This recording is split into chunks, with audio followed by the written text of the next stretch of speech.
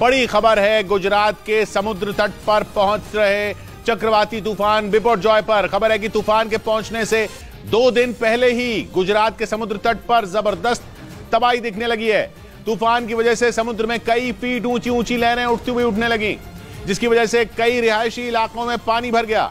जोरदार बारिश ने लोगों की टेंशन बढ़ा दी। गुजरात पहुंचने से 2 दिन पहले ही बिपरजॉय तूफान ने ऐसी तबाही मचाई कि 15 तारीख को लेकर लोगों में दहशत का माहौल बन गया, क्योंकि गुजरात के कई हिस्सों में 2 दिन पहले ही मुश्किल भरे हालात दिखने लगे हैं। समुद्र में उठती भयंकर लहरें और कई इलाकों में हो रही तेज बारिश को देखकर लोग मान ही नहीं पा रहे कि असली तूफान अभी सैकड़ों किलोमीटर दूर है। मतलब ये कि जब गुजरात से सैकड़ों किलोमीटर दूर रहते हुए तूफान तबाही मचा रहा है, तो 15 तारीख को तो जमीन से टकराने के बाद विनाश की वजह बन जाएगा। समुद्र किनारे कुछ इलाकों में इतनी तेज बरसात शुरू हो गई जितनी 2021 में ताउते तूफान के टकराने के बाद भी नहीं हुई थी। बिपरजॉय तूफान की तुलना 1988 में आए भयंकर चक्रवाती तूफान से की जाने लगी। उस वक्त तूफानों का नामकरण नहीं होता था, लेकिन उस तूफान ने गुजरात में 1000 से ज्यादा लोगों की जान ले ली थी। इसीलिए बिपरजॉय की आहट गुजरात के लोगों के दिलों में खौफ पैदा कर रही है। इसीलिए गुजरात के कई जिलों में समुद्र तट के पास बसे लोगों के घर खाली करा दिए गए। सैकड़ों घर लहरों की चपेट में आ गए। समुद्र के किनारे बसे कई रिहायशी इलाके भी धुल गए। इस बीच तूफान बिपरजॉय की वजह से गुजरात के 4 जिलों में सबसे ज्यादा बारिश होने का खतरा बताया गया। मौसम विभाग के मुताबिक इन 4 जिलों में तूफान से सबसे ज्यादा नुकसान होगा। ऐसे में तूफान से निपटने की तैयारियां तेज हो गईं। और गुजरात के सौराष्ट्र और कच्छ के तटीय इलाकों में ऑरेंज अलर्ट जारी कर दिया गया। मौसम विभाग के मुताबिक तूफान अभी पोरबंदर से कई किलोमीटर दूर है, लेकिन वहां के तटीय इलाकों में इसका असर दिखना शुरू हो गया और समुद्र में ऊंची लहरें उठने लगी। मौसम विभाग ने गुजरात के द्वारका, पोरबंदर, जामनगर और जूनागढ़ में सबसे ज्यादा बारिश होने का अनुमान जताया और आशंका जताई कि कई इलाकों में तेज हवाओं और बारिश की वजह से भारी नुकसान हो सकता है, जिसे देखते हुए इन इलाकों में एनडीआरएफ की 21 और एसडीआरएफ की 13 टीमें तैनात कर दी गईं। गुजरात के सीएम भूपेंद्र पटेल लगातार हालात पर नजर बनाए हुए हैं और केंद्र सरकार के संपर्क में। उधर तूफान के खतरे के बीच गुजरात के ओखा में फंसे 50 कर्मचारियों को रेस्क्यू किया गया। तूफान के अलर्ट की वजह से समुद्र में नावों और जहाजों की आवाजाही बंद कर दी गई थी, जिसकी वजह से एक निजी कंपनी में काम कर रहे 50 कर्मचारी फंस गए। जिसकी जानकारी मिलते ही इंडियन कोस्ट गार्ड ने रेस्क्यू ऑपरेशन चलाया और हेलीकॉप्टर की मदद से सभी लोगों को सुरक्षित बाहर निकाला। ये कर्मचारी गुजरात के ओखा के समुद्र तट से करीब 50 किलोमीटर दूर समुद्र के बीचों बीच काम कर रहे थे और जैसे ही समुद्र में लहरें उठने लगी, जहाजों की आवाजाही बंद कर दी गई, जिसके बाद इंडियन कोस्ट गार्ड ने रेस्क्यू ऑपरेशन शुरू किया और रात होते होते 26 लोगों को रेस्क्यू कर लिया गया। लेकिन उसके बाद मौसम खराब हो गया और रेस्क्यू ऑपरेशन रोकना पड़ा, जिसे सुबह होते ही फिर शुरू किया गया और हेलीकॉप्टर की मदद से बाकी बचे कर्मचारियों को बचाया गया। वहीं गुजरात के कच्छ जिले में चक्रवाती तूफान बिपरजॉय की वजह से अलर्ट जारी कर दिया गया और समंदर किनारे बसे कई गांवों को खाली कराया गया। बिपरजॉय तूफान तेजी से गुजरात के तटीय इलाकों की ओर बढ़ रहा है और वो अगले 2 दिन में कच्छ से टकराने वाला है, जिसके बाद समंदर में ऐसी लहरें उठ सकती हैं कि गांव के गांव बह जाएं, क्योंकि 2 दिन पहले ही कच्छ में हालात डराने वाले हो गए। समंदर की लहरें इतनी खतरनाक हो गईं कि उनसे बचना मुश्किल हो गया। ये हाल तब है जब बिपरजॉय दूर है और इससे पहले कि वो कच्छ के तट से टकराए, वहां समंदर के किनारे बसे गांवों को खाली करवा दिया गया। कच्छ के मांडवी इलाके से भी गाँव के लोगों को सुरक्षित जगह भेज दिया गया।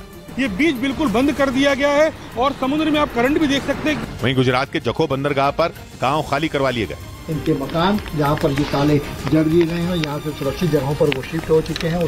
जखौ बंदरगाह के नजदीक रहने वाले 700 परिवारों को सुरक्षित जगह पहुंचाया गया।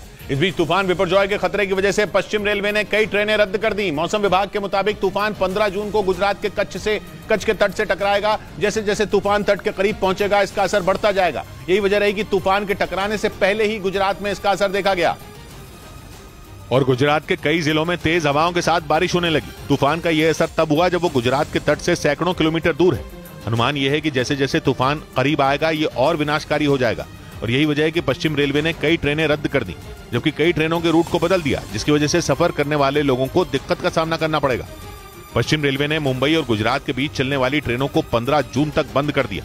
इनमें बांद्रा टर्मिनस भुज कच्छ एक्सप्रेस, दादर भुज एक्सप्रेस और Bandra terminus Gandhidham special train शामिल है। गुजरात और दिल्ली के बीच चलने वाली कई ट्रेनों को भी कैंसिल कर दिया गया।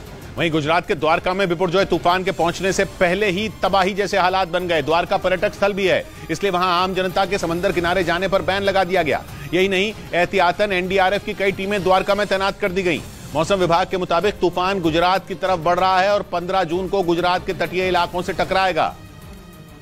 लेकिन द्वारका में तूफान ने आने से पहले ही तबाही मचा दी और तेज हवाओं के साथ बारिश होने लगी। समुद्र में ऊंची ऊंची लहरें उठने लगी, जिसकी वजह से वहां तटों के किनारे न जाने के बोर्ड लगा दिए गए। बताया गया कि द्वारका के तटीय इलाकों में हवा की रफ्तार बढ़ गई, जिसकी वजह से समुद्र में करीब 20 फीट ऊंची लहरें उठने लगी। पर्यटक स्थल होने की वजह से द्वारका में लोगों के समंदर किनारे जाने पर रोक लगा दी गई। समुद्र है वो तूफानी दिख रहा है, उनका जो चक्रवात है उससे पहले की ये समुद्र में जो करंट है वो ज्यादा दिख रहा है। मौसम विभाग ने अनुमान जताया कि द्वारका उन इलाकों में एक है जहां तूफान का सबसे ज्यादा असर होगा। ऐसे में यहां अलर्ट जारी कर दिया गया। तूफान से निपटने की तैयारियां तेज हो गई।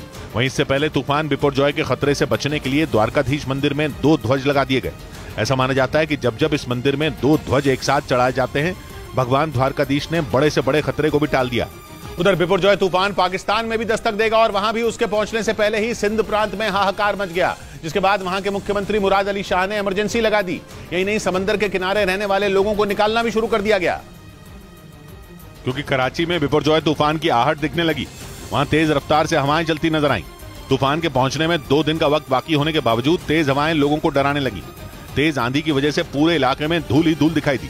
यही नहीं, कराची के तट पर समंदर में ऊंची ऊंची लहरें भी उठती नजर आईं। पाकिस्तान के मौसम विभाग के मुताबिक बिपरजॉय के 15 जून को कराची के तट से टकराने की संभावना है। इसी वजह से निचले इलाकों में रह रहे हजारों लोगों को निकालने का काम शुरू कर दिया गया। इसके लिए सिंध प्रांत के मुख्यमंत्री मुराद अली शाह ने पाकिस्तानी नौसेना की मदद मांगी। इधर गाजियाबाद में गेमिंग ऐप के जरिए धर्मांतरण मामले में पुलिस सूत्रों ने दावा किया कि आरोपी बद्दो ने फरार रहने के दौरान कई सबूतों को नष्ट कर दिया।